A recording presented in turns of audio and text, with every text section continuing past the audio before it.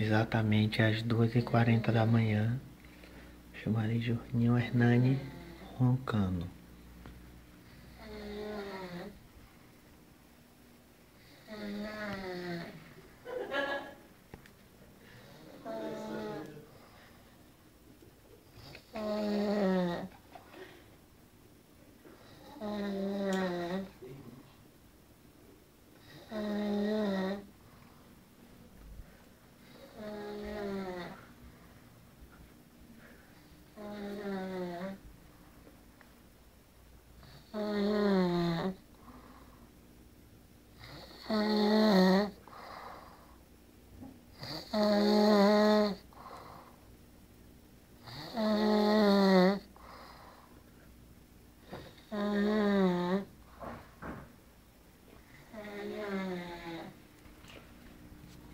Eu descobri que era Lessa.